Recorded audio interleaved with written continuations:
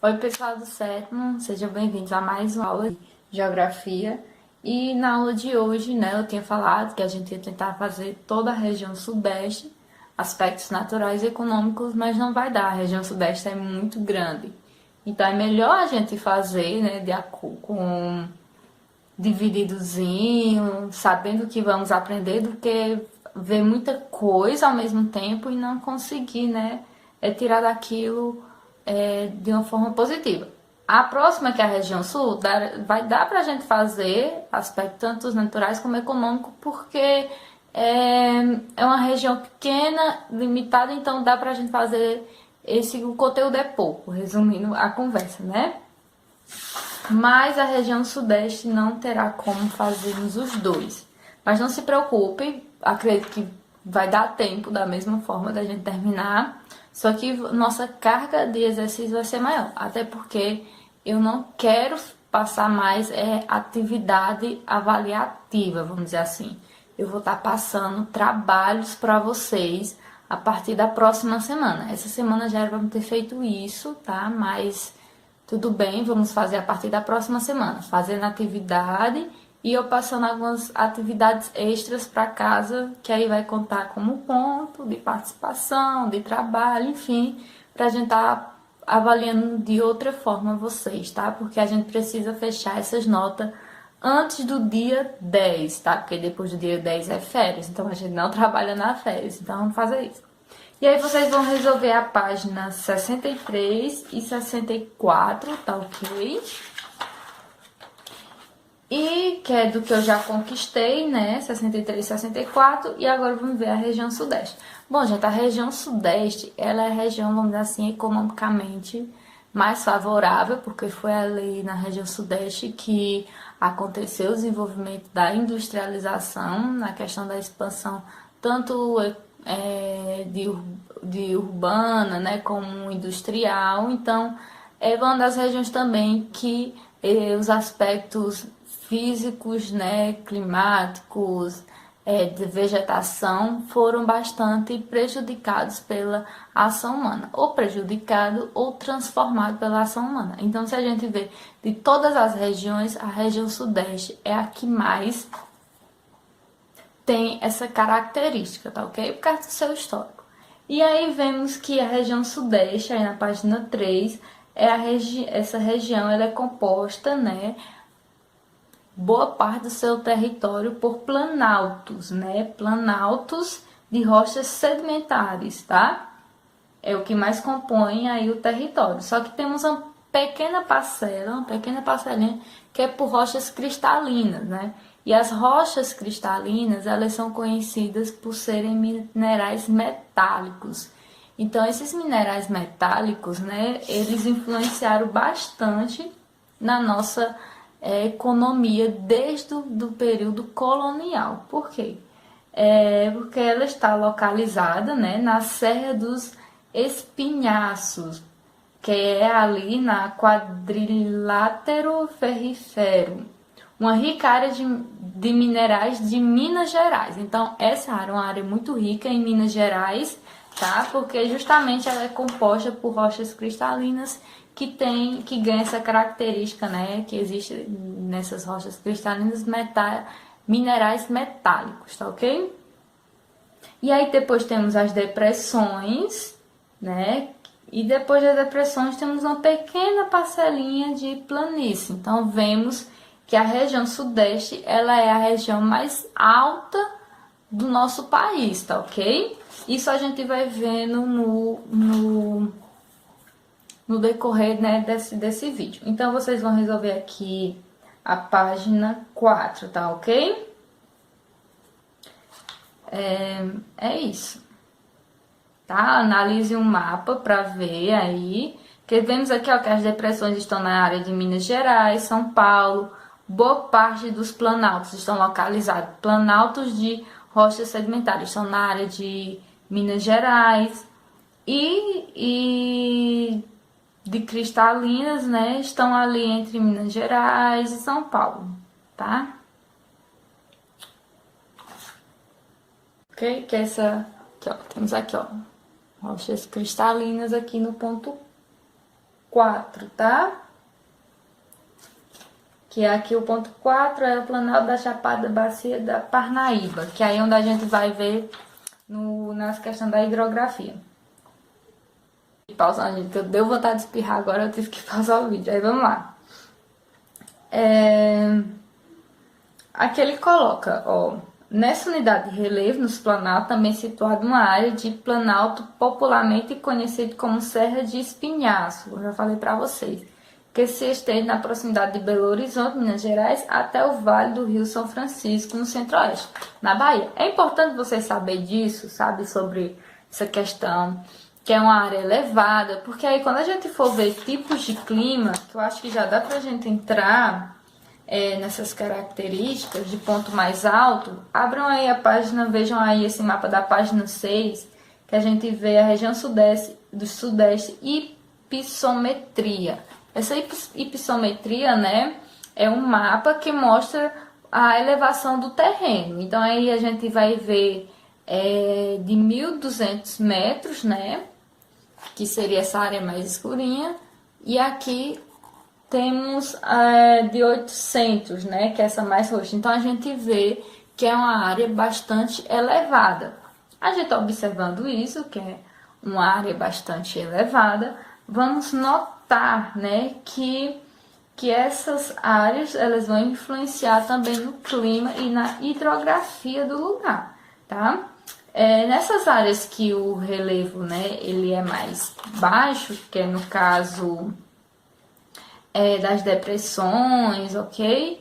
A gente nota-se que nas depressões temos aí, ó, Sertaneja, que é do Rio São Francisco, que é a depressão da borda leste da bacia do Paraná. Então são regiões ricas em água, tá ok? Gente, é necessário que vocês leiam, tá? Também o texto, então vocês podem começar a leitura aí da página 3, 4, 5, 6, 7, 8, 9, 10, 11, 12. Quando vocês forem resolver também, releiam, tá? Porque aqui eu tô explicando, tô debatendo com vocês, tá certo? E aí, voltando para a região hídrica, né? Então, as regiões hídricas, né? Em razão do relevo, como eu já tinha comentado, a região sudeste é considerada um grande centro dispersor de águas fluviais, as quais se dirigem para outras regiões do país. Observe o mapa a seguir as 5 regiões hidrográficas situadas na região. Então temos aqui, ó, a região Atlântico Leste, Atlântico Sudeste, Atlântico Sul, do Pará e do São Francisco, tá? Nesse mapinha aqui a gente já começa a ver como é dividida, tá? Então, na região hidrografia do Pará, né, ela é conhecida por ser uma região que gera energia elétrica, tá? E por possibilitar a navegação fluvial. Então, a característica dessa hidrografia, né, ela é de planície, tá ok? Planície significa que não tem depressões, não tem queda d'água. Então, se possibilita, né, ter esse tipo de navegação, de hidrovia, né? Hidrovia seria como temos as ferrovias, enfim, estradas, né? Já nessa parte da região sudeste, tanto possibilita a questão da hidrovia, que é navegação fluvial, como energia elétrica, tá ok? Aí temos a região hidrográfica do São Francisco, né, que para, né, ela manter o nível, a hidrografia dessa região, ela continuar mantendo o nível, seu nível hídrico, né, foi construída a represa Três Marias. Então, essas Três Marias é super importante para essa região hidrográfica do Rio São Francisco, porque justamente ela ajuda a manter a quantidade, né, de água, permite a produção, regulariza a quantidade de água para permitir a produção de energia, tá? E aí temos a região hidrográfica do Atlântico Sul, né, que é a que ele coloca, ó. Nessa região destaca-se os rios Doce, Paraíba do Sul e Ribeiro do Iguapé. O Rio Doce nasce na terra alta de Minas Gerais e segue para o Oceano Atlântico, atravessando todo o Espírito Santo. Então, por isso que se chama, né, hidrografia do Atlântico Sudeste, porque já no caso é uma hidrografia que ela cai diretamente no Oceano Atlântico. Aquela até fala, né, ele traz um acontecido, um dado histórico, né, que em 2015 um acidente na barragem do Fundão, que é em Mariana, em Minas Gerais, liberou milhões de metros cúbicos de rejeito de minério de ferro, né, que ele coloca que houve fatalidade, né, 19 mortos, e fora que causou morte, né, de milhares de peixes e de outros animais. Esse rejeito caiu todo no rio, né? No Rio Doce, que até hoje ele tenta se recuperar dessa tragédia natural. E temos a região hidrográfica Atlântico Leste, tá ok? Que essa região, o destaque da região hidrográfica é o rio Jequitinhonha, que nasce no nordeste de Minas Gerais. Em razão do relevo, os rios são desviados e por isso pouca navegação. A atividade pesca e a de subsistência familiar praticada por populações ribeirinhas. Então, tá vendo? Nesse rio já desvio de água, com certeza já não é uma hidrografia, né, uma região hidrográfica de planícies, é uma região hidrográfica, né,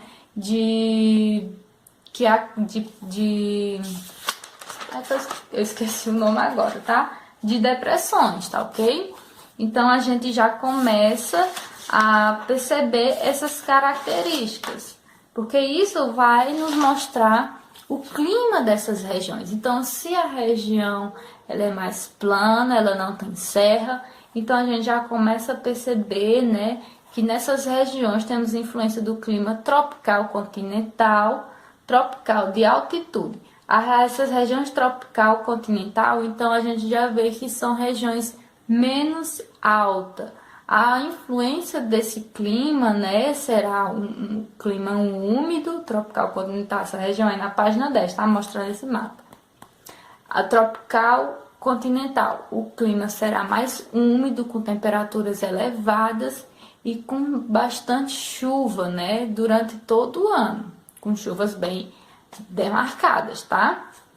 Já o tropical de altitude, a gente já percebe aqui que no clima tropical de altitude é justamente, se a gente analisar aquele outro mapinha, é no local em que há grande serra, há serras. Então, esse clima, ele será frio, tá ok? Então, ele é úmido, como o tropical continental, tá? Ele tem temperaturas elevadas, porém não é como o continental. Ele acaba sendo mais frio por causa de sua altitude. E temos o subtropical. O clima subtropical, ele já vai ter influência da massa polar atlântica, tá? Então vai ser um clima mais frio e seco. Ele não será úmido, ele já será seco, tá? E sua quantidade de chuva não é igual, né? A precipitação durante o ano não é igual ao clima tropical continental e nem de altitude. Então, chove menos, porém também vai ser distribuída todo ano. Mas chove bem menos do que essas outras regiões, do que esses outros climas. É mais frio porque tem influência da massa polar, da massa de ar polar atlântica, né? E também ele será seco, tá? Já que ele não tem tanta influência. E aí partimos, né, para a vegetação local, que também eu já conversei bastante com vocês com esse tipo de vegetação, que temos o cerrado, que praticamente não existe mais, mas temos aí o cerrado, ele está entre Minas Gerais e São Paulo, que ele é formado por arbustos, e o tipo do clima é o clima tropical, tá? E aí que temos aí depois a caatinga, que é um pouquinho lá de Minas Gerais, esse lugarzinho amarelozinho aqui, não é tão grande, tá? Que é a Caatinga, que já no caso da Caatinga apresenta nas áreas de clima tropical e semiárido do norte. Temos essa verdinha, né, que é a floresta tropical, como já mostrei em um mapa anterior. Essa região tropical também quase não existe, ou essa floresta tropical quase não existe, que está ali em Espírito Santo, Rio de Janeiro, São Paulo, tá ok? Temos a vegetação litorânea, tá? E temos só essas, e temos as florestas de araucárias, tá? Seria encontrado em áreas de altitude geralmente mais elevadas, esse tipo de vegetação, tá ok? Agora vamos ver aí, e aí vocês resolvem, eu esqueci de falar para vocês resolverem a página 9, tá ok? Que é a atividade da página 9, página 7, página 9. E agora vamos ver aqui sobre os desastres ambientais da região sudeste, que já é um ponto de crítica sobre todas essas questões, porque no início da aula eu já falei para vocês que essa região ela já foi bastante influenciada pela ação do homem, por ser aquele lugar, né, aquele espaço em que se iniciou o processo tanto de industrialização, o ponto econômico se deu, né, o ponto de influência econômica e de crescente econômica dentro do país se deu através da região sudeste, né, como já falei ali em Minas Gerais, por causa das rochas cristalinas, que tem minerais metálicos, que funcionou desde a época da colonização. Então a gente vê que já é uma área que sofreu bastante influência do homem, como também ali nas regiões, né, nas áreas litorâneas,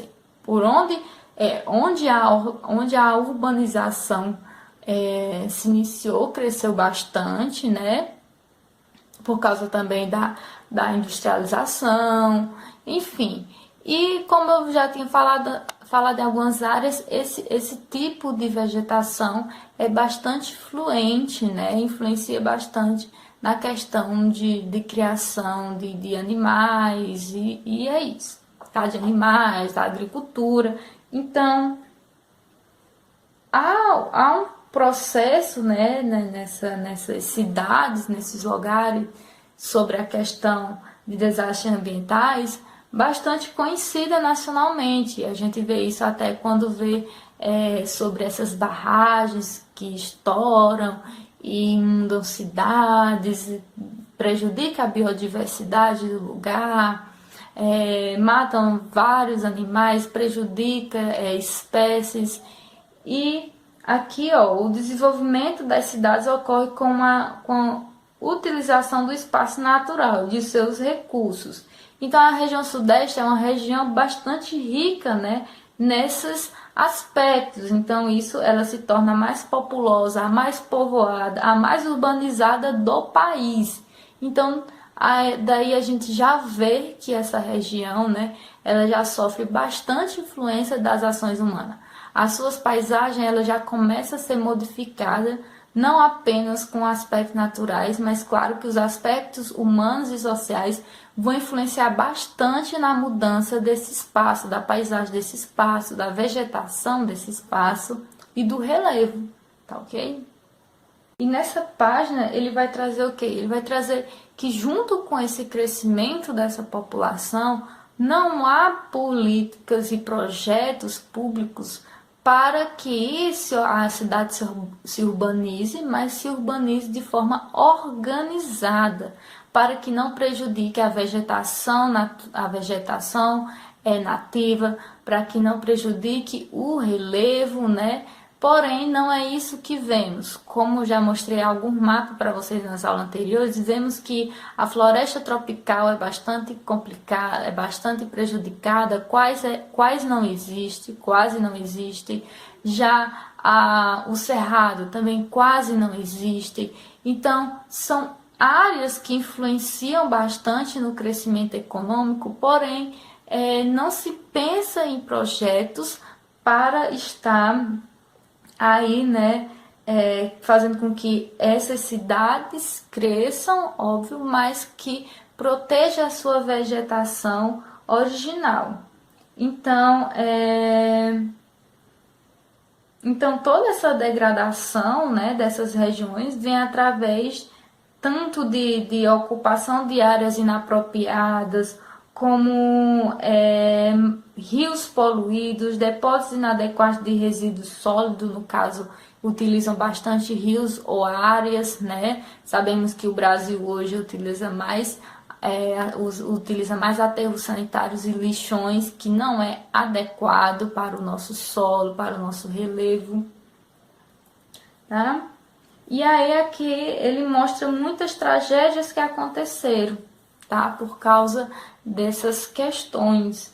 E aí vocês venham aqui no que já conquistei, tá? E resolvam essa página 15. Então é isso, tá? Para vocês fazerem. A gente encerra aqui. Então são 2 aulas, então vocês ficam mais livres para reler, estudar mais um pouco, tá?